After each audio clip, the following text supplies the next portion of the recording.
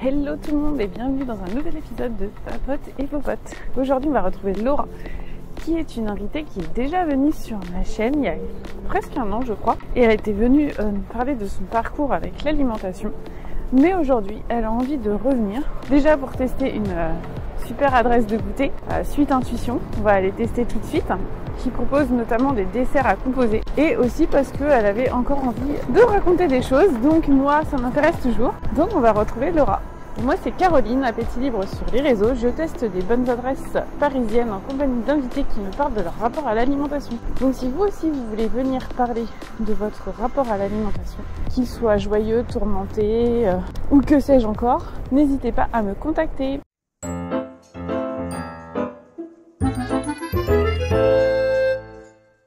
Et donc j'ai rejoint Laura. Salut Laura. Bonjour Caroline. Tu vas bien? Oui, ça va. Bah écoute, merci de revenir pour discuter avec moi. C'est super sympa. Et du coup, pour les gens qui t'ont pas vu dans la première vidéo, mais on vous invite à aller voir la première vidéo avec Laura, est-ce que tu veux bien te représenter? Oui, avec plaisir. Moi c'est Laura, donc je suis étudiante là en première année de master. Et donc j'étais déjà venue témoigner une première fois sur la chaîne de Caroline pour parler de mon parcours avec l'anorexie. Donc je suis revenue une seconde fois pour en parler de nouveau, parler de mon expérience et de comment je vis tout ça dans ma vie d'étudiante. Et voilà. Ouais, je pense que ça peut être intéressant de parler peut-être du quotidien. Ouais. De qu'est-ce que, enfin voilà, dans ta vie, comment ça se traduit. Enfin, si t'es ok. Oui. Voilà. Et du coup, t'as un an de plus parce que c'était il y a presque un an, je crois. Oui, c'était il y a un an. Donc... Ouais, du coup, on a un an de plus toutes les deux. Donc là, t'es rentrée en troisième année. En première année de master. Et du coup, on va tester Suite Intuition. Voilà. Ouais. C'est parti.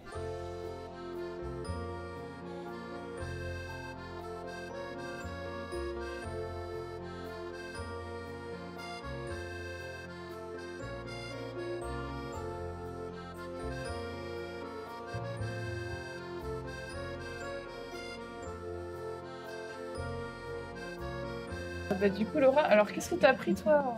Alors moi j'ai pris un café viennois et un cheesecake pumpkin spice. Et du coup moi j'ai pris le viennois glacé à la pistache, mais que je te ferai goûter si ça te dit. Ouais. Je suis pas trop glacée. Incroyable. Mais en fait ça se sent pas trop. Non, en fait c'est mon mari qui l'avait pris, mais on s'est fait goûter.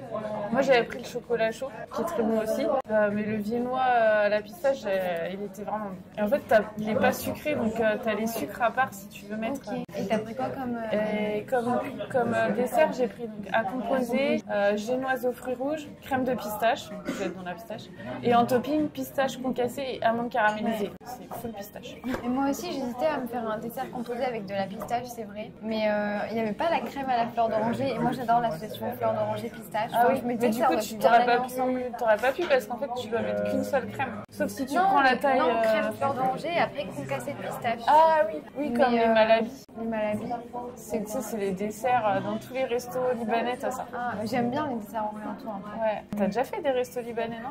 Vite fait, un ou deux. Mais tu regarderas les desserts, c'est tout le temps ça. Si t'as pas ça au resto libanais, c'est trop bizarre. Voilà, c'est de la crème à la fleur d'oranger et dessus t'as de la pistache concassée. Et des fois t'as de l'eau de rose. Ah oui, j'aime bien les restos. Oui, restos orientaux. Orientaux, oui. Tunisiens où il y a des desserts comme ça. Mais c'est plus les pâtisseries orientales. J'adore les pâtisseries au miel avec le thé à la menthe, c'est bon. Ah oui, croustillant là. Ouais, c'est pas mal. Baklava et tout. Ouais, j'aime bien. De temps en temps, pas trop souvent parce que c'est sucré quand même, mais de temps en temps, une petite pâtisserie avec un thé à la menthe ou un café, c'est super bon. Il y a une pâtisserie orientale qui est pas loin de chez moi, que j'aimerais bien essayer. Et je sais pas si t'es déjà allé au restaurant de la mosquée. Non, mais je sais, il est super bien, ouais. Le cadre et tout, ouais. Ouais, et les pâtisseries sont très fines. Mais oui, c'est bon de temps en temps. Bon, après, c'est au miel, donc c'est sucré, quoi. Il faut une boisson à côté, parce que voilà, ça va bien avec une boisson, un thé ou un café. En tout cas, l'adresse est super sympa. Et pareil, le café viennois, j'en prends jamais. Enfin, j'ai rarement l'occasion de trouver un endroit où... Ah oui, et la chantilly ici, elle est très très bonne. Ouais, franchement, elle est super. Bah, le seul café viennois que j'avais goûté, que j'ai pris plusieurs fois, c'est dans une pâtisserie viennoise qui est dans le 5e vers le quartier latin. Ouais, je vois à côté de la fac de médecine. C'est ça. Ouais, elle est connue, C'était celle-là. en bas de ma fac. C'est un tout petit plusieurs truc. fois. Oui. Et j'ai jamais testé ça. Et je crois que je suis allée 2 ou 3 fois et à chaque fois j'ai pris le café viennois. Il est super bon. Et ils doivent aussi faire le chocolat viennois. Ah oui, je pense. Ouais. Puis après, où il y a plein de pâtisseries, les strudels, les... Ouais, c'est un peu des trucs de l'Est. Ouais. Autrichien, ouais. Ben, en tout cas, merci de revenir pour continuer à partager ton parcours. Et entre l'année dernière et aujourd'hui, tu trouves que tu as évolué ou... C'est compliqué parce qu'il y a toujours une évolution. On évolue toujours. Oui, on évolue toujours. On évolue toujours. Après, au niveau de mes comportements, au niveau de... Enfin, mon évolution physique, non, j'ai pas évolué physiquement. Au niveau de mon lâcher-prise, oui, un peu plus. Je saurais pas dire si j'ai vraiment évolué ou non. Au niveau des pensées que j'ai, oui, parce que je sais que l'été dernier, enfin pas cet été, mais l'été 2023, il avait été compliqué parce que j'avais beaucoup de pensées tout le temps de rumination pendant mon été, donc même si j'arrivais à profiter, j'étais beaucoup envahie. Et là cet été, donc j'étais encore une fois dans le sud tout l'été, je pense que j'ai tiré le son de mon été précédent et j'ai pas du tout été envahie. J'étais vraiment bien dans mon été, enfin j'ai vraiment profité à fond de la mer, du soleil. En été, je suis quelqu'un qui vit beaucoup par le soleil. J'ai vraiment savouré mon été. J'ai eu beaucoup moins de pensées intrusives parce que souvent j'ai des pensées intrusives, j'ai un peu des tocs, c'est un peu des choses que j'ai beaucoup de mal à faire partir, voilà, enfin, qui restent, c'est des tocs ou des sortes d'obsessions liées à la nourriture ou des petites choses. Parfois ça joue aussi sur la fatigue, si je suis plus fatiguée que d'habitude, je vais plus le ressentir, donc je vais me dire fais attention aujourd'hui parce que tu es peut-être plus susceptible à avoir des pensées de rumination, enfin bref. Et ça c'est des choses qui sont liées toujours à l'anorexie. Et donc le fait d'entretenir mes relations sociales, d'être avec les autres, de faire toujours des activités, d'être dans mes études aussi, d'avoir tout ça, justement ça m'aide à lutter contre ces pensées-là. Par exemple, je sais pas, ce matin j'ai pris mon petit déj et parfois je me dis ça aurait pu être de telle façon. Mais après en fait, une fois que je me mets dans mes activités, par exemple j'ai recommencé la lecture d'un livre que j'aime beaucoup, j'y pense plus et je fais d'autres choses et après à la fin de la matinée je me dis mais c'est super, t'as fait tout ça et si t'avais pas pris un bon petit déj, t'aurais pas eu d'énergie pour faire tout ça. Donc même si tu peux avoir quelques pensées, tu t'en fiches parce que c'est vraiment rien quoi, c'est des choses des pensées qu'il faut pas que j'écoute.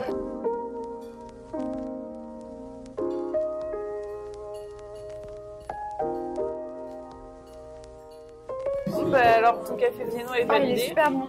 Je t'ai pas attendu. Ouais, non, mais pas de soucis. Ah oui, on fait cheese. Mais il est vraiment excellent. C'est incroyable ce latte pistache. Il est sans sucre, mais c'est incroyable. Ça sent trop la pistache. Maintenant, c'est la grande mode des trucs à la pistache à Paris. Ouais. Ça devient un peu trop la folie même. Ouais. Et du coup, est-ce que tu peux nous décrire, je sais pas, une journée type quand tu vas en cours comment ça se passe en fait si t'es ok, hein, parce que je sais que c'est un peu intrusif. Une journée type, alors je sais pas trop par où commencer. Je sais pas, tu te lèves à quelle heure J'ai pas encore d'emploi du temps définitif, donc ça dépend un peu des jours. Je me lève en ce moment vers 8h, 8h30. Souvent quand je me lève, je pense tout de suite à mon petit déjeuner. Donc je me prépare mon petit déjeuner. Tu déjeunes, tu prends un petit déj tous les matins? Oui, je prends un petit déjeuner tous les matins. Et du coup, comment tu choisis qu'est-ce que tu vas manger, qu'est-ce que tu manges en général? Ça dépend de ce dont j'ai envie. Ça dépend vraiment. Parfois, je me fais du pain viennois avec du miel, du pain viennois avec de la purée de pistache ou d'amandes et du miel. Je prends toujours un fruit. Et toujours une boisson, soit du café, soit du thé. J'ai toujours des hésitations pour mes petits déjeuners. Souvent, j'y pense la veille. Le soir, avant de me coucher, je me dis qu'est-ce que je vais me faire demain. Et en fait, ça me dérange pas parce que je suis habituée à fonctionner comme ça. Et tu varies en fait, tu manges pas tous les matins la même chose? Non, je varie. Je varie vraiment en fonction de mes envies. Je suis plus sucrée quand même le matin. Moi, tu vois, je suis restée 15 ans dans l'anorexie, mais je suis passée par tous les stades. Je suis passée par le stade où je prenais un petit déj tout le temps. Ouais. Et puis vers la fin, en fait, je prenais plus de petit déj. Mais par contre, ce qui était toujours en background, c'était au total de ta journée, est-ce que tu n'auras pas mangé trop de calories, tu vois. Donc c'était ça un peu qui décidait.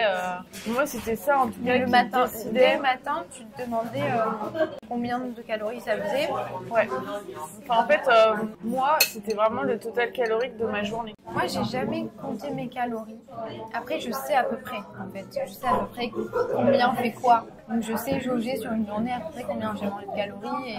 Mais j'ai jamais compté précisément mes calories. Ah ouais, même sans jamais avoir compté précisément. J'ai déjà essayé.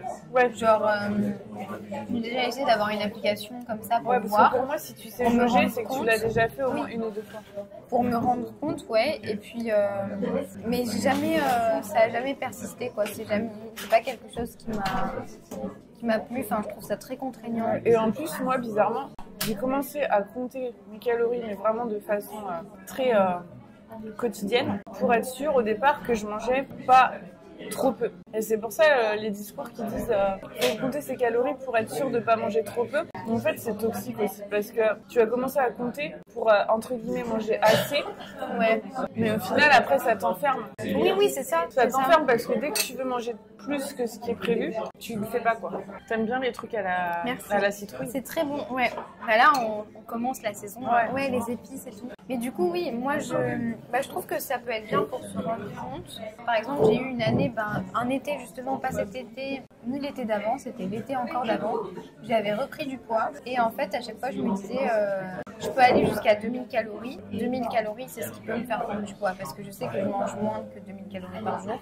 Enfin, quand je faisais ça, je l'ai pas fait longtemps, mais je l'ai fait pour me rendre compte de ce que je mangeais et me dire, mais t'es pas du tout à 2000 calories, donc tu peux vraiment aller jusqu'à là. Et ce sera pas trop, puisque 2000, c'est quand même la base, quoi. Enfin, pour guérir une anorexie, c'est largement insuffisant. Il faut 3000 voire 4000. Non, mais oui, pour reprendre au début. Oui. Pour reprendre au début, quand tu as un poids très bas, quand tu as un IMC très bas, ça suffit au corps à reprendre. Oui, ça suffit à reprendre, c'est sûr. De toute façon, il ne faut pas grand-chose pour reprendre au départ. Mais après, moi, je trouve que c'est bien pour se rendre compte, mais à condition que ce soit fait par un professionnel. Parce que si c'est toi qui le fais, en fait, tu vas partir dans une logique de compter. Alors que si c'est un professionnel qui est là et qui vient et qui regarde ce que tu manges et qui dit, bon, là, t'es à 1500, il aura fait le travail pour toi. Parce que si c'est toi qui fais le travail de tout compter, oui, je trouve que c'est dangereux, en fait. Ouais, je comprends. J'avais commencé à avoir une diététicienne cet été, mais en fait, à chaque fois, j'en vois une nouvelle et après, j'arrête parce que je me dis que ça ne me sert pas, parce qu'elle me donne des pistes au début, elle me rassure au début, mais une fois que ça c'est fait, après moi je veux dire tout ce qu'elle pourrait m'apporter, je sais déjà. Ouais. Donc en fait je tourne toujours en rond, mais au début ça me rassure. Alors là, celle que j'ai vue, ça s'est bien passé. Enfin, au début elle a été assez crue avec moi, elle a été assez sévère par rapport à mon IMC et tout ça. Donc c'était difficile, mais elle m'a fait réagir. Donc ça m'a permis un peu cet été de remonter un tout petit peu, enfin pas beaucoup, mais elle m'a un peu secouée. Et au début, évidemment, la première fois que je l'ai vue, quand je lui ai montré un peu mes assiettes, elle ne me croyait pas, elle pensait que je ne mangeais pas ce que je m'avais montré, parce que par rapport à mon IMC, ça paraissait trop. Parce que voilà, il y a toujours ce cliché, ce cliché de forcément elle a un IMC très bas, donc elle doit manger que de la salade, que des tout petites quantités, alors que non, je mange quand même des assiettes variées, je mange quand même des desserts tous les jours. En fait, mon alimentation, j'ai une alimentation de plaisir tous les jours et c'est ça qui est paradoxal. Un jour, mon grand-père, il m'avait dit que je mangeais beaucoup alors que j'étais dans la... Mais en fait, c'est tous des petits choix alimentaires qui font que tu économises plein de calories par rapport à quelqu'un, tu vois. Par exemple, tu vas être à un repas, il y a de la sauce. Toi, tu vas prendre un tout petit cuillère à café de sauce, alors que les gens normaux, ils prennent 3 cuillères à soupe. Et c'est plein de petits trucs comme ça qui font qu'au final, t'as mangé moins de calories que les autres personnes, mais que ça se voit pas forcément. Oui, ou alors ça va être, je vais me faire plaisir sur un repas, mais après, je vais manger plus léger après. Voilà. Donc évidemment, oui, mais ça m'empêche pas de me faire plaisir, je me fais plaisir au quotidien. Mais c'est vrai que c'est toujours contrôlé. C'est toujours avec une notion avec modération, sans lâcher prise. sans véritable lâcher prise. Bah, sans vraiment t'écoute de toi-même. Parce qu'au final, t'aurais peut-être envie de pas compenser le repas d'après, mais tu le fais quand même. C'est difficile de savoir si on s'écoute soi-même. En fait, de savoir, au bout d'un moment, quand tu souffres d'anorexie chronique, de savoir si c'est toi qui réfléchis ou si c'est la voie de la maladie. C'est difficile parce que toi, t'as plus tes mes goûts, sensations. ils ont évolué. Ça dépend des jours. Parce que je trouve que je ressens quand même c'est facile de se dire que t'es pas dans le juste quand t'as faim et que tu manges pas. Moi, c'est un peu ça qui me... Que t'es pas dans le juste, c'est-à-dire bah, que tu t'écoutes pas. Parce que si t'as faim, logiquement, tu devrais manger, tu vois. Quand, par exemple, tu compenses un repas que t'as pris, un repas où tu t'es fait plaisir, enfin, j'aime pas trop dire ça, un repas où t'as trop mangé selon la notion de l'anorexie, ouais. Et qu'après, le repas d'après, tu compenses.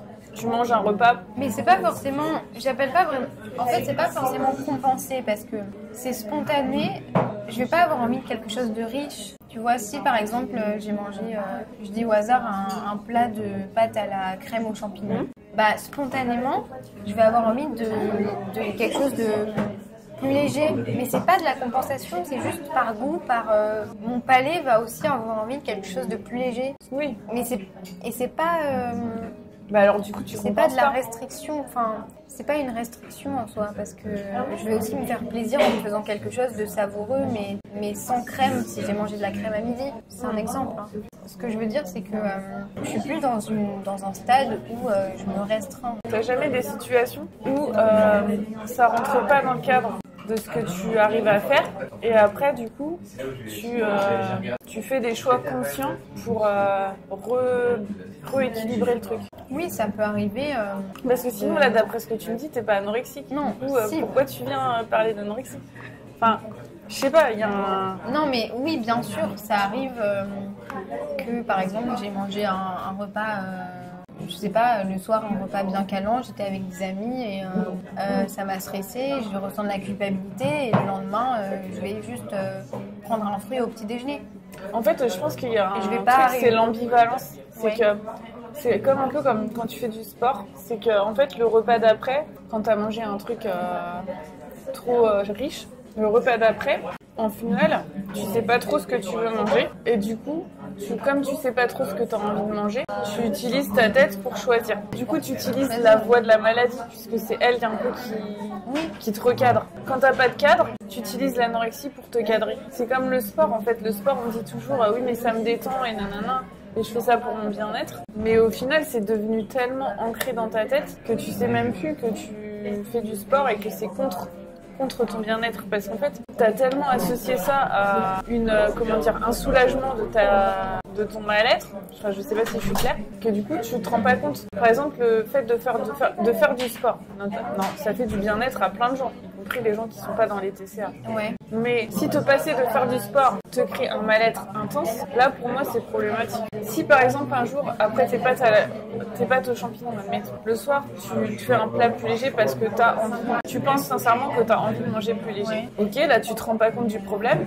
Mais si à la dernière minute il y a ta mère qui débarque et qui te dit j'ai commandé des pizzas, faisons une pizza. Bah là tu vas stresser. Bah voilà. Oui, donc c'est là que la maladie. Oui. En fait c'est là que vraiment tu peux creuser que t'es pas en accord avec toi-même. Oui, non mais oui mais bien sûr. Tu vois, c'est là, c'est comme l'histoire du sport. Si ne pas faire de sport te met dans une angoisse tellement pas possible, c'est là que t'as un rapport compliqué au sport. Et je pense que les gens qui n'ont pas de problème avec la nourriture, oui, après des pâtes aux champignons, ils ont réellement envie de manger un truc léger. Mais si jamais quelqu'un débarque avec des pizzas, tu vois, ils vont dire ouais, ok, on va manger des pizzas. Tu vois, ça va pas être un sujet. Et c'est ça, je pense que les gens, ils ont du mal à comprendre. Parce qu'en fait, oui, les anorexiques mangent par plaisir. Oui, tu te fais des repas plaisir. Oui, tous tes repas sont plaisir. Et moi, c'était exactement la même chose. Mais au fond de moi, si quelqu'un était venu en me disant viens, on va manger, je sais pas moi, un tiramisu, alors qu'en dessert, j'avais prévu une glace qui rentre dans mon cadre, même si c'est un truc plaisir, ça rentrait dans mon cadre, alors que le tiramisu, ça a été trop riche. Il aurait pu rentrer, mais une autre fois. Une autre fois, voilà.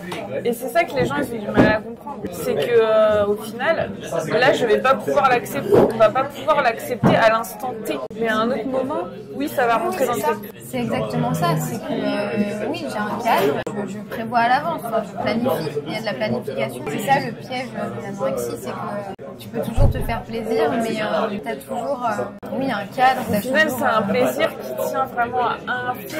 Et rien va pouvoir le déstabiliser. C'est ça. Et au final, t'es pas vraiment dans le plaisir. Tu vois, là maintenant, je me dis, si quelqu'un vient au dernier moment et me dit, non, on fait pas de la glace, on fait du tiramisu, ben ça sera tout autant plaisir pour moi, il y aura pas de sujet. Alors que quand j'étais dans la maladie, ça aurait pas du tout été plaisir. Donc en fait, la glace à la vanille de départ, c'est pas vraiment un choix plaisir. C'est un choix par défaut qui va quand même me faire plaisir. Tu vois, c'est ça la nuance. Au final, c'est pas vraiment du plaisir. C'est du plaisir. Ça dépend, parce que c'est pas des choix par défaut, c'est quand même des choses que j'ai vraiment envie de manger et qui me donnent envie. Mais il y a des fois où il va y avoir des imprévus et je vais me faire un plaisir avec quelque chose de complètement imprévu et je vais être super contente. Par exemple, j'étais à une soirée avec des amis, on avait fait un apéro dînatoire, il y avait plein de choses différentes et tout. Et donc il y avait des choses imprévues. Et donc il y a des fois où ça va être imprévu. Si je goûte et si ça me plaît pas beaucoup, enfin si je suis pas hyper satisfaite, bah je vais être déçue et je vais me dire mince. Enfin là ça va me causer un stress. Ce qui va me causer du stress, oui, ça va être quand je mange quelque chose que tu avais idéalisé, que j'avais idéalisé et que finalement tu n'apprécies pas trop. Ça vaut le coup parce qu'il est vraiment bon. C'est du spéculoos. Oui. J'adore. Je suis fan de ces trucs-là. Dommage qu'ils en font que au mois d'octobre. Ouais. C'est comme les galettes des rois, c'est que au mois de janvier. Ah oui, les trucs à la citrouille, mais il y a plein d'enseignes qui durent après le mois d'octobre. Ouais, mais c'est plus rare quand même. Je fais pas trop attention. C'est la nourriture, c'est quand même hyper saisonnier. Hein. Ouais, mais je sais pas, il y a des enseignes qui les gardent. Oui, je sais qu'il y a des. J'ai un ami, à un moment donné, il allait toujours prendre un pumpkin spice au Starbucks. Et c'était que pendant le mois d'octobre. Bah oui. Et après, il passait à Noël, à la boisson de Noël. Pour revenir à ta journée, du coup, après ton petit déjeuner, tu vas en cours? Oui, je vais en cours. Je peux avoir un cours pour toute la matinée ou pour une partie de la matinée. Après, souvent, je déjeune au restaurant universitaire. Voilà, souvent avec des amis. J'aime bien, ça se passe bien. Du coup, là, dans ce cadre-là, c'est comment tu fais parce qu'il y a... Franchement, ça se passe toujours bien parce qu'il y a toujours plusieurs choix et puis ça reste des menus équilibrés, les plats sont équilibrés. On a choix entre viande, poisson ou végétarien. Ou alors, c'est soit poisson, soit végétarien, soit viande, soit végétarien. En tout cas, il y a toujours un choix végé, il y a toujours un choix de viande. Après, on a féculents, légumes, ou parfois c'est quiche, féculents, légumes, enfin voilà. Mais ça va, ça me convient toujours. Puis je trouve que la nourriture est bonne. Et puis après, fromage, dessert, enfin produits laitiers, dessert. Moi souvent je prends fruits, produits laitiers. Après ça reste des repas classiques, des cantines. Ça se passe bien et puis j'aime bien ce moment, ça me permet de manger avec mes amis. Et du coup ils le savent tes amis? L'année dernière à la fac, oui, tout le monde le savait. Là cette année, non, pas forcément. Je parle avec de nouvelles personnes aussi. Mais oui, mes amis de la fac, mes amis proches, oui, le savent. C'est pas du tout un problème, c'est pas du tout un sujet tabou et en même temps, ils n'y pensent pas du tout. Enfin, quand on est ensemble et quand on mange ensemble, quand on fait des restos ensemble, c'est pas du tout quelque chose. Voilà. Après, ils savent. Ça te dérange pas de savoir qu'ils le savent? Non.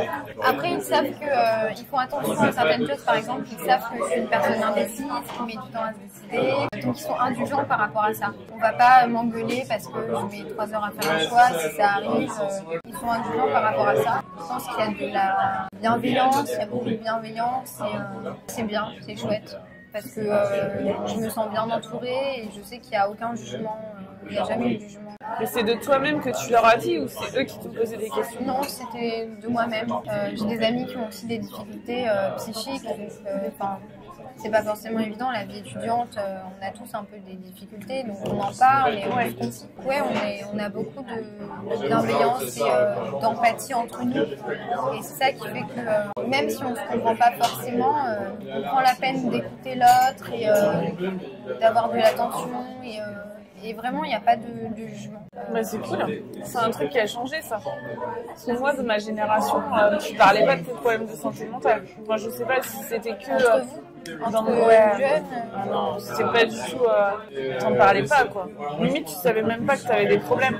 On n'en parlait pas du tout de la santé mentale. Oui, mais pour rester dans le déni de ça. Ouais, bah. Non. Par exemple, j'ai un ami, moi je vois une psychiatre, j'ai un ami qui voit aussi une psychiatre et ça nous est arrivé d'en parler ensemble, de parler du fait que oui, on a pris des médicaments à un certain moment. J'ai un ami qui voit aussi une diététicienne et même il m'en avait parlé. En fait, il voit la diététicienne qui a écrit elle a écrit un livre Guérir de l'anorexie à l'âge adulte. Ah ouais? Oui, j'ai lu son livre, tu sais, le livre vert.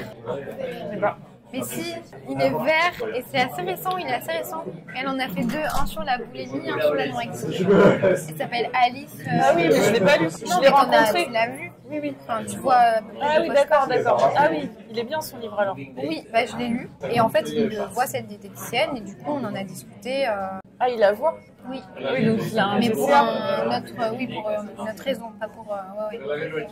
Mais oui, donc il a un TCA, mais bon, après on n'en parle pas. Enfin, c'est pas... Oui. En fait, on se met dans la case anorexie, mais finalement, je trouve qu'il n'y a pas vraiment de. Pas tous les TCA, ils se comprennent en fait. Tu peux comprendre quelqu'un qui est dans l'hyperphagie assez facilement. Je sais pas, moi je pense que je pourrais pas comprendre quelqu'un qui souffre de boulimie par exemple, parce que moi j'ai jamais souffert de boulimie. Bah, après, ça fait combien de temps que tu es dans l'anorexie? Ça fait 3 ans? 4 ans? Moi ça fait. Ah non, ça fait 7 ans. Ah ouais. Enfin, ça fait depuis que j'ai 15 ans et là je vais avoir 21 ans. Ouais. Ça fait 6 ans. Ça fait longtemps. Bah, disons dans le sens inverse. Je pense que quelqu'un qui fait de l'hyperphagie peut facilement mieux comprendre une personne qui est dans l'anorexie. Mais pas tous évidemment, mais enfin, moi je trouve que c'est plus facile que quelqu'un qui n'a pas de TCA, tu vois. Bah, c'est compliqué parce que quelqu'un qui fait de l'hyperphagie et qui n'a jamais... En fait, tu peux comprendre dans le sens où tu peux avoir Tu peux savoir que c'est pas de la volonté, tu vois, par exemple. Oui. Parce que toi, tu sais très bien que tu peux pas manger comme on te demanderait. C'est pareil pour quelqu'un qui est dans l'hyperphagie. Tu peux pas lui dire arrête de manger, arrête de faire ta crise. Oui, c'est ça. Tu vois. Oui. Donc je trouve que c'est ça, dans ce sens-là, que c'est plus facile de comprendre. Oui, c'est vrai, par exemple, je donne l'exemple de cette amie, ça nous est déjà arrivé de parler de la difficulté de faire des efforts pour aller de l'avant et pour changer de routine et de régime, voilà, pour faire des efforts. Sauf que du coup, lui, c'est le contraire de moi. Lui, ça serait plus faire des efforts pour faire un peu plus attention, faire moins d'hyperphagie. Ouais. Et moi, ça serait l'inverse. Moi, ça serait faire attention dans le sens lâcher plus prise. Oui, on arrive à se comprendre. Oui, la difficulté de sortir de sa zone de confort, la difficulté de sortir d'une routine et de sortir de ses habitudes alimentaires. Après, évidemment, moi, je peux pas savoir ce qu'il vit et lui non plus. Après, voilà. J'ai des amis avec qui j'ai pas forcément envie d'en parler. J'ai pas forcément envie que tout le monde me voit aussi sous le prisme de cette maladie. Ouais. Que tout le monde ait en tête ça en pensant à moi. Je me suis fait de nouvelles amies aussi, je vais pas forcément en parler. J'ai suffisamment de personnes dans mon entourage qui le savent et avec qui je peux en discuter, tout ça. Mais après, c'est vraiment en fonction de comment je le sens. Et si on a envie de se confier, ça dépend de ce que la personne va me confier aussi. Après, je pense aussi que, tu sais, les personnes dans l'hyperphagie, ce qu'on voit pas, c'est qu'en fait, elles se restreignent beaucoup, en fait. Et c'est là où elles peuvent te comprendre, c'est que souvent, elles essayent de perdre du poids ou de manger moins. Je pense que les histoires se rejoignent, en fait. Parce qu'en fait, elles essayent de faire comme les anorexiques, mais elles n'y arrivent pas, en fait. Bah, elles essayent de se restreindre ou elles essayent de plus se cadrer? Bah, elles essayent de se restreindre. Se cadrer, c'est se restreindre, en fait. Ouais, c'est vrai. Enfin, je veux dire, c'est un cadre restrictif. Et du coup, pour poursuivre le déroulé de ta journée, l'après-midi, t'as cours aussi. L'après-midi, j'ai cours, oui. Après, je te dis, ça dépend vraiment des jours et de mon emploi de temps, mais oui. Donc, généralement, j'ai cours. Après, si j'ai pas cours, je peux aller à la bibliothèque aussi de ma fac, enfin, en l'occurrence de mon école. Voilà, bon, après, moi, je prends pas spécialement de goûter l'après-midi. Ça dépend, en fait, ça dépend. Si je suis avec des amis, parfois on peut aller boire un verre. Oui, j'ai un emploi du temps fixe, mais en fonction de mes journées, je prévois des activités, donc ça peut arriver que j'aille prendre un goûter avec des amis. En tout cas, seule, c'est rare que je prenne un goûter. Souvent, je prends un dessert le midi et ça me suffit. Et le soir, quand je rentre, en fonction de l'heure à laquelle je rentre, soit je poursuis mes activités à la maison, donc je lis, je fais des choses chez moi, voilà, et le soir je me fais à manger. Donc là je mange plus souvent seule, soit je me fais mon repas fois seule, je dîne tranquillement sur mon bureau, dans ma pièce à vivre.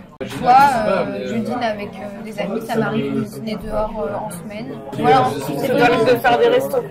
oui, enfin, je fais des restos de temps en temps, donc ça dépend vraiment de mes journées. Mais je suis quelqu'un qui suis beaucoup dans les relations sociales, donc je fais quand même pas mal de sorties. Par exemple, là, je suis déjà en train de me demander qui je vais voir cette semaine, quel jour je vais manger dehors,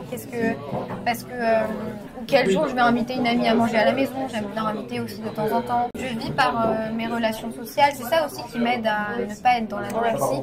C'est d'avoir des relations, de sortir, d'aller faire des restos, tout ça. Et c'est ça qui m'aide. Mais du coup, par rapport à l'anorexie, tu fais des adaptations quand tu vas au resto? Comment tu fais pour... Ou alors t'en fais vraiment pas souvent? Des adaptations, c'est-à-dire? Tu manges peut-être moins avant ou moins après, ou tu regardes la carte et tu choisis un plat qui te paraît moins gras, je sais pas. Ou alors tu essayes de limiter le nombre de fois où tu vas au resto dans la semaine. Déjà, j'aime pas trop aller au resto souvent parce que j'aime aussi cuisiner moi et faire attention aussi. Donc puis voilà, quand tu vas au resto, forcément tu n'as pas la main sur ton assiette, donc les assaisonnements et tout. Voilà. Je sais pas, 1 ou 2 fois dans la semaine, j'aime bien aller au resto. Après, quand je vais au resto, je vais prendre quelque chose qui me fait plaisir. Quand je vais pas au resto pour manger le plat le plus léger, ça n'a pas d'intérêt. Enfin, ça n'a pas d'intérêt. Si j'en ai envie ce soir-là, pourquoi pas, mais je veux dire, je ne vais pas au resto pour me restreindre. C'est sûr que si je vais au resto avec une amie, c'est pour profiter du moment, pour profiter de l'adresse, pour que je teste et tout. Et oui, si j'ai bien mangé le soir, le lendemain matin, peut-être que je ne vais pas avoir envie de déjeuner, ou que je vais déjeuner moins, ou que je vais juste prendre un fruit. Donc là, ça va être plus compliqué parce que c'est vrai que je vais avoir du stress. Je vais me dire, j'ai bien mangé ce soir, comment ça va se passer demain matin, qu'est-ce que je vais faire demain matin. Ouais, du coup, ça te stresse un peu quand même au final. Enfin, c'est un mélange d'envie et un mélange de plaisir et de stress. Oui, par exemple, là, vendredi soir, j'étais avec des amis dans un restaurant italien. J'ai mangé plus que d'habitude et oui, après j'étais stressée. Après, je culpabilisais parce que j'ai pas l'habitude de manger une telle quantité. Mais après, j'essaye de me raisonner en me disant, mais Laura, tu préférerais ça ou tu préférerais avoir une soupe? Je me dis, mais je préfère ça. Donc j'arrête mes conneries. Je me dis, mais je préfère ça. Ce qui est difficile, c'est de savoir dépasser ces pensées de culpabilité-là, de ne pas rester dedans. Parfois, je me dis, bon, accepte la culpabilité, juste accepte tes pensées. Je pense que c'est ça. Tu te dis juste, tu les acceptes et ça va passer. Et l'important, c'est que tu aies passé une soirée avec tes copines, tu as profité avec tes copines. Tout le monde se fait plaisir, c'est normal. Parfois aussi, je me dis, mais Laura, c'est maintenant qu'il faut se faire plaisir. Je me dis, mais je veux dire, je suis étudiante, il faut que je vive ma vie, il faut que je profite à fond. Et en fait, c'est ça qui me sauve. Je suis désolée pour le bruit derrière. Ce qui me sauve, c'est que j'ai toujours un élan de vie. Ce qui me fait déprimer, ce qui fait que parfois je peux être déprimée, c'est l'anorexie. Mais je suis quelqu'un qui aime vivre, qui aime être avec les autres, qui aime faire des rencontres tout le temps, qui adore discuter de tout. Je suis passionnée par mes études. Tu te bats pour rester socialement intégrée en fait. Parce qu'en fait, ça va vite. Cette maladie, si tu te bats pas, moi tout le temps que j'étais dans la maladie, je me suis battue pour pas sortir du système. Parce qu'en fait, c'est une maladie tellement mauvaise que en fait, elle va tout faire pour que tu te sortes du système en fait, tu vois. Parce que si tu faisais de l'anorexie à fond, tu vois, dans les cas extrêmes, bah, tu peux plus travailler, tu peux plus rien faire, quoi. C'est ça. Enfin, oui, on peut vite se retrouver isolé. En fait, quand on s'enferme dans ses pensées, on peut vite s'isoler. Parce qu'on écoute trop la maladie. Parce que toi, tu l'écoutes, mais tu l'écoutes pas. Tu vois, tu l'écoutes 50-50, quoi. Bah oui, enfin, je me dis, mais je veux pas que cette maladie m'empêche de faire mes études, de faire de vivre à Paris. Voilà, d'avoir une vie normale, parce que si j'étais dans la maladie, à 100%, bah, j'aurais pas fait de master, je serais Bah oui. à Nice, ou je serais peut-être réhospitalisée. Sauf que non, je sais que je peux faire tout ça, je sais qu'il faut que je nourrisse mon corps, et si je nourris mon corps, j'ai les capacités de poursuivre mes études, et il faut que je me fasse confiance et que je m'entoure, c'est très important d'être bien entourée. Et quand je fais des sorties et que je profite, je me sens bien, même s'il y a des pensées de culpabilité qui vont me hanter, des pensées obsessionnelles, etc.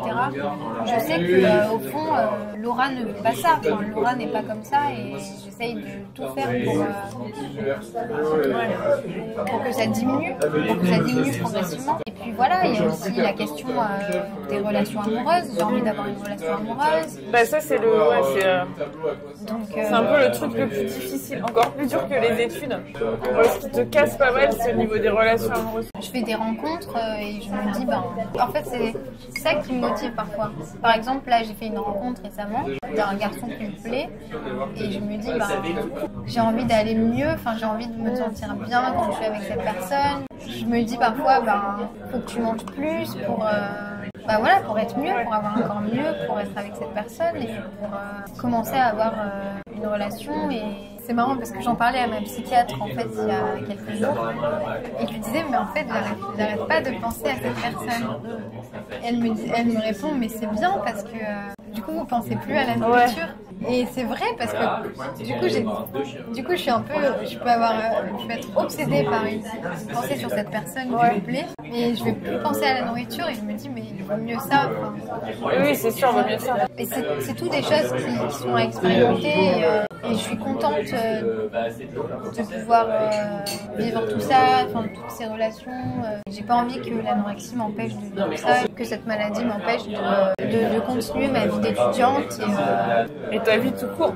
Oui, ma vie tout court. Enfin, même si c'est une forme chronique et que j'ai beaucoup de pensées qui m'embêtent, voilà, et de mécanismes, et même parfois des tocs, des choses comme ça qui me dérangent, je vis avec, et je me dis que progressivement, avec le temps, avec ma psychothérapie, avec toutes les rencontres que je vais continuer à faire, ça va s'estomper. Il faut que je crois en moi, que je crois en mes rencontres, en mes capacités aussi pour poursuivre mes études. Voilà, parce que j'ai eu des hésitations avant de postuler en master. Je me disais, mais je pourrais faire une année de césure, pour me reposer, tout ça. Sauf que quand tu fais une année de césure, après c'est plus difficile de se remettre dedans. Et puis là, j'ai été prise dans une super bonne école pour faire de la recherche en sciences sociales. Je suis très reconnaissante. Enfin, j'ai aussi l'impression d'avoir une bonne étoile, et je me dis, mais oui, j'ai été prise parce que j'ai les capacités et tout ça, mais c'est aussi parce qu'il y a quelque chose, quelque part, il y a quelqu'un. Alors moi, j'ai un peu des pensées comme ça, je me dis peut-être que c'est la bonne étoile que mon père m'a laissée, enfin voilà, qui me dit, mais tu vas réussir, tu vas y arriver, il faut que tu prends en toi, tu me laisses la chance de poursuivre tout ça. Et c'est pour ça que j'ai pas envie de me laisser dépérir avec l'anorexie. Et en même temps, non, je suis dans une phase où j'ai plus du tout envie de ça. Enfin, j'ai plus du tout envie de ça. Je veux dire, je me fais plaisir. J'ai quand même une alimentation plaisir. J'ai plus envie de me restreindre. Comme tu le dis, il y a des mécanismes de calcul des repas un peu les uns par rapport aux autres. Et c'est ça aussi qui me fait quelque part avoir un cadre dans ma vie, parce que le contrôle sur l'alimentation, c'est un cadre qu'on se met pour... Mais je pense à un truc, c'est que justement, c'est aussi le problème d'avoir une alimentation plaisir. C'est qu'en fait, l'alimentation, c'est pas que du plaisir. C'est pour avoir de l'énergie. Et voilà. Et c'est ça le problème, c'est que moi aussi, je me reconnais vachement dans ce discours. Ouais, je me fais plaisir à tous les repas. Moi aussi. Hein. En fait, ça veut pas dire que tu manges assez. Et en fait, une alimentation normale, et ben des fois, ça te fait pas plaisir et tu manges parce qu'il faut manger. Mais justement, on pense que les anorexiques ne se font pas plaisir en mangeant, mais c'est l'inverse. C'est rare. C'est plus rare qu'elles ne se fassent pas plaisir en mangeant, parce qu'elles préfèrent ne pas manger que manger sans plaisir. Alors que quelqu'un de fonctionnel et normal, il va préférer manger sans plaisir que ne pas manger, tu vois. C'est vrai, et je crois que j'y ai encore pensé ce matin d'ailleurs. Quand je rumine, ou voilà, je me dis, mais ce que tu as mangé, ça t'a servi pour avoir de l'énergie, pour combler tes besoins, pour que tu puisses faire tes activités ce matin, pour que tu puisses lire, pour que tu puisses... Enfin, pas forcément, déjà pour combler tes besoins pour ton corps, mais avant tout, voilà, c'est une énergie. C'est de l'énergie, c'est pas que du plaisir. Enfin, il ne faut pas voir ça que comme une source de satisfaction, une activité. On voit vraiment le repas comme un moment dans sa journée à part entière, comme une activité. On va prendre le temps de faire ses repas, on va... Alors que des fois, tu peux rien faire d'autre que de manger un truc en speed. Bah ça, c'est difficile à accepter. C'est sûr que si je vais au resto U et que si ça me plaît pas et que j'ai pas trop le choix, c'est assez rare que ça arrive parce que voilà. Mais je vais pas me sentir bien. Oui. C'est vrai que quand je mange c'est ça qui est difficile parce que quand je mange quelque chose qui n'est pas à mon goût, je vais tout de suite me sentir mal. Par exemple, si je mange du riz qui n'a pas de goût ou qui est trop cuit, je vais pas me dire c'est une source d'énergie, c'est une source d'énergie quand même. Je vais me dire mais mon riz il est raté et après je vais culpabiliser d'avoir mangé mon riz. Et s'il avait été parfaitement cuit, là j'aurais été très bien. Parfois je peux me rendre malade de penser juste pour des choses bêtes. C'est pas bête, c'est la maladie. Enfin, tu peux pas dire que c'est bête. Enfin, c'est difficile d'arriver à se raisonner en fait. Parce que quand on est dans ces mécanismes-là tout le temps. Après, est-ce que c'est lié au fait que moi, quand j'étais petite, on m'a jamais forcé à manger quelque chose que j'aimais pas. J'ai toujours mangé des choses que j'aimais. On m'a jamais forcé. Je pense que ça n'a rien à voir. Je me suis jamais forcée à manger des choses. Moi non plus, mais c'est vrai que j'avais retenu dans la vidéo que j'ai regardée, que tu as filmée avec Aurélia, que vous disiez que quelque part l'anorexie c'était aussi un moyen de survie. Je me dis, oui, est-ce que c'est pas un moyen de survie quelque part d'avoir un contrôle comme ça dans sa vie pour lutter contre une forme de dépression? Oui, pour une forme de mal-être. Oui, de l'anorexie, tous les TCA, c'est de la survie en fait. C'est ta façon de t'adapter à un mal-être que tu n'arrives pas à régler en fait. Un mal-être que tu restes en toi. Qui est en toi. Et après, il y en a, ils vont prendre de la drogue, il y en a, ils vont... oui, parce que c'est une forme d'addiction. C'est une forme c'est une forme de tentative de se guérir en fait, mais échouer quoi, tu vois. Pour moi, je le vois comme ça. Parce que c'est une forme d'addiction. Oui, c'est une addiction. Tu te complais dans ces comportements-là et... Puis après, c'est des comportements qui te rassurent que c'est difficile de s'en défaire parce que du coup, si tu t'en défais, tu vas être dans le stress. Oui, c'est ça. Tu peux pas guérir sans stress en fait. En fait, oui, pour accepter de guérir, c'est accepter l'inconfort. D'avoir accepté l'inconfort, accepter la culpabilité, accepter les inconforts digestifs, accepter plein d'inconforts. C'est ça qui est difficile, c'est de sortir de cet inconfort. Et je pense que ce qui peut m'aider, ce qui m'aide à sortir de ma zone de confort, c'est justement de faire des sorties. C'est justement de voir du monde, de discuter, après d'en parler évidemment, parce que quand je vois ma psychiatre, on en parle, quand j'ai des difficultés, on en parle. Même j'appelle, quand j'ai des difficultés, là en ce moment, c'était plus pendant mes premières années à Paris, j'appelais souvent ma mère pour lui dire quand ça allait pas, dès que j'avais de la culpabilité, ou dès que je me sentais mal, que j'avais dépensé, je l'appelais beaucoup plus souvent. Là, beaucoup moins, parce que maintenant, ça fait quand même 4 ans que c'est ma 4e année à Paris, donc je suis habituée à plus vivre seule et j'arrive à bien gérer seule. Et puis j'ai aussi besoin de cette séparation. Là, j'ai été pendant quasiment 4 mois à Nice, donc j'étais chez ma mère et on a passé de très bons moments et tout ça. Maintenant, j'ai besoin d'être indépendante et je suis reconnaissante aussi de ça, de pouvoir être indépendante. Et parce que quand on est trop ensemble, il y a une dépendance qui se crée. Et être indépendante, ça me permet aussi de prendre du temps pour moi, de prendre du temps pour réfléchir, pour être face à moi-même, face à mes démons parfois. Et oui, ce qui aide, c'est de pouvoir en discuter, de pouvoir en parler. Après, je sais qu'à un moment donné, j'écrivais. C'était il y a longtemps. J'écris plus du tout. La créativité, ça m'aide aussi. L'année dernière, j'avais commencé à peindre et je vais un peu reprendre là. Et j'ai peint cet été aussi et ça m'aide beaucoup. Pour moi, c'était aussi une façon déjà une façon d'exprimer ce que je ressentais. C'est de faire de l'art-thérapie et aussi une façon de réinvestir mon énergie. Par exemple, faire des activités au quotidien, ça aide beaucoup. Parce qu'on se dit, voilà, mon énergie, elle me sert. Pas forcément des activités qui demandent une dépense physique. Mais par exemple, lire, peindre. Vraiment, peindre, ça m'a beaucoup aidé. Je sais pas, après le repas, je me dis, super, j'ai pris un bon repas et là, j'ai de l'énergie pour faire de la peinture. Et je fais quelque chose de beau, qui me plaît et je ressens que je me suis exprimée au travers de cette peinture et je me sens bien et je me dis, mais toute cette énergie que j'ai, elle m'aide aussi pour ça. Bon, évidemment, travailler. Bon, après, je dis tout ça, mais on n'est pas tous capables de ça non plus. Enfin, je veux dire, il faut pas. Moi, c'est des choses. C'est mon mode de vie aujourd'hui. Je sais que ce qui m'aide devant l'anorexie, c'est toutes ces activités. Et je pense que je ne pourrais pas accepter une hospitalisation. Après l'hospitalisation que j'avais eue, j'avais été hospitalisée pendant 5 mois quand j'étais en seconde. Ça m'a beaucoup marqué cette hospitalisation. J'étais plus jeune et là, non, j'ai pas envie de sacrifier. Enfin, c'est pas un sacrifice parce que c'est aussi autre chose. L'hospitalisation, c'est aussi une expérience, c'est aussi autre chose. Mais je me dis, voilà, ça m'aiderait pas forcément plus que tout ce que je fais aujourd'hui. À part que oui, il y aurait cette... on me pousserait à manger tous les jours. Évidemment, on me pousserait à manger tous les jours, mais on m'a poussé à manger tous les jours en seconde. J'ai repris le poids. Et après, ça a été pendant 2 ans et j'ai refait une rechute. Donc, au final, c'est pour ça que je me dis que ça vaudrait le coup d'être dans une clinique, enfin, à part... voilà. Ouais, non, il faut que ça vienne de soi et c'est ça le plus dur en fait. Trouver l'envie de guérir. Parce qu'on n'a pas forcément envie de guérir en fait. Voilà. Et trouver l'envie de guérir et pour soi. Parce que c'est vrai que quand j'étais à l'hôpital, à la fois c'était pour moi, mais à la fois c'était aussi un peu pour sortir de l'hôpital. Ouais, et pourtant, l'hôpital, c'était une expérience aussi par rapport à ce que tu disais hier.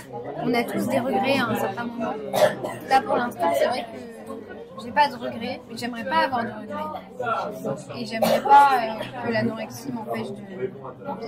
Oui, j'ai pas de regrets parce que l'expérience de l'hospitalisation, c'était une expérience qui m'a été enrichissante, qui m'a permis de grandir. Et ça m'a permis d'évoluer, de voir aussi l'hôpital, ce que c'est, de m'intéresser aux questions de santé mentale. Aujourd'hui, maintenant, je suis dans un master de sciences sociales et j'ai envie de travailler sur les questions de santé mentale et ça m'intéresse énormément. Et ça m'intéresse pour ce que c'est, ça m'intéresse pas parce que je souffre d'une pathologie. J'ai pas envie de travailler sur les troubles du comportement alimentaire. En fait, il y a plein de choses comme ça. Je me dis, en fait, si j'avais pas souffert d'anorexie, où j'en serais aujourd'hui, enfin évidemment, j'aurais une vie tout à fait différente. Mais comme je me suis construite autour de ça, comme ça fait 6 ans que je m'en souffre, forcément ma vie s'est construite autour de ça. Et comme j'ai eu la chance, malgré tout, d'avoir eu beaucoup d'expériences positives, je me suis jamais laissée abattre. Ça fait que je ne me morfonds pas sur mon sort. Je me dis pas, j'ai pas de regrets, je me dis pas, mais évidemment il y a des choses qui me manquent aujourd'hui dans ma vie. J'aimerais bien avoir un corps de femme, j'ai un corps d'enfant, j'aimerais bien peut-être pouvoir faire des sports que je ne fais pas parce que je suis d'anorexie et que voilà, j'aimerais bien ne pas être très sensible au froid. Il y a des choses comme ça, mais on fait tous notre bout de chemin. Puis dans la vie, on vit tous avec tout peut pas être comme on aimerait que ce soit. Et voilà. Merci beaucoup Laura pour ton deuxième témoignage, deuxième passage. Merci à toi de m'avoir invitée et merci pour la découverte de l'adresse. C'est une très bonne adresse, on vous recommande Sweet Intuition. Les boissons sont excellentes. Si on y va, il faut surtout prendre une boisson et une pâtisserie évidemment. Tout est excellent, fait maison avec des produits locaux et de saison. Donc, et puis elle est super sympa la gérante, je sais pas si elle verra la vidéo, mais on est très bien accueillis. Si tu veux qu'on partage ton compte Instagram, si les gens veulent te contacter. Avec plaisir. Mon compte Instagram c'est le temps d'un partage tout attaché, donc n'hésitez pas à faire un tour à vous abonner. Et voilà, si vous voulez m'envoyer un message, je suis toujours ouverte à la discussion et aux rencontres. Donc voilà. Et merci à vous d'avoir regardé la vidéo jusqu'au bout. N'hésitez pas à la liker, la partager, la commenter et à vous abonner. Et si vous aussi vous voulez faire partie de mes invités, n'hésitez pas à me contacter. Ce sera avec grand plaisir. Et on se dit à la prochaine vidéo. À la prochaine.